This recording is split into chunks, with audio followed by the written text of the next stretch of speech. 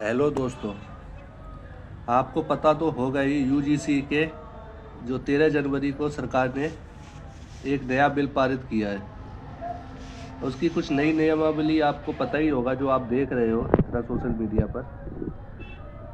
पहले था, मगर इसमें कुछ चेंजेस किया गया है ओबीसी के लिए, जिसमें जाति आधारित भेदभाव के दायरे में रखा गया है।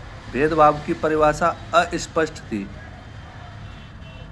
अभी जो निकला है उसमें थोड़े जाति आधारित भेदभाव का अर्थ केवल जाति या जनजाति के आधार पर सूचित जाति के लिए किया गया है। मैं शॉर्ट में अगर बताऊं आपको तो इसका मतलब ये है, जो एससी ओबीसी महिलाएं हैं या जेंट्स हैं, अगर वो स्वर्ण जाति के लिए करते हैं कंप्लेन, तो बिना किसी इंक्वायरी के उन्हें हिरासत में लिया जाएगा और वो अपना पक्ष भी नहीं रख सकते। अभी तक एससी एक्ट बाहर लागू था, दो लोगों में लड़ाइयाँ होती हैं ऊंची और नीची जाति में, तो उसमें लोगों को एक इशारे पर होती थी जेल। ठीक है, सिर्फ उंगली कहने की देर है, उससे लोग अपना मन मुटाव जो भी होता था वो इस जरिए निकालते थे। और अब क्या हो रहा है, अब ये कॉलेजों में भी लागू हो गया। अभी तक तो आरक्षण था, तो आरक्षण लोग झेल रहे थे। आप नॉर्मल बताइए, अगर एक 33% वाला पुलिस वाला बनेगा, एक 90% वाला क्या बनेगा? चोर बनेगा।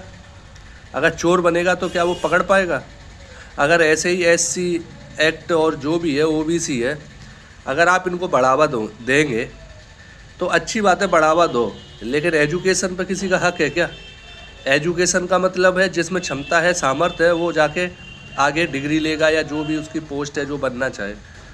अगर आप ऐसे ही अगर सब में आरक्षण दोगे और सब ये जाति के आधार पर तय करोगे, तो आगे भविष्य में चल के ये लोग, नई जनरेशन है, जैसा कि अजीत डोभाल साहब ने कहा था कि अब देश का भविष्य नई युवा पीढ़ी के हाथ में है, तो क्या ये नई युवा पीढ़ी डिस्काउंट लेके जाएगी, आरक्षण लेके जाएगी जाति के आधार पर?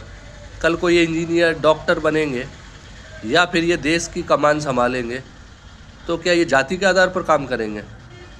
आज जितनी जीडीपी ग्रोथ हुई है, हम मानते हैं मोदी जी का हाथ है, मोदी जी बहुत अच्छी रणनीति से काम कर रहे हैं। योगी जी तो हमारे हैं ही बेस्ट, उनके बारे में क्या ही कहना।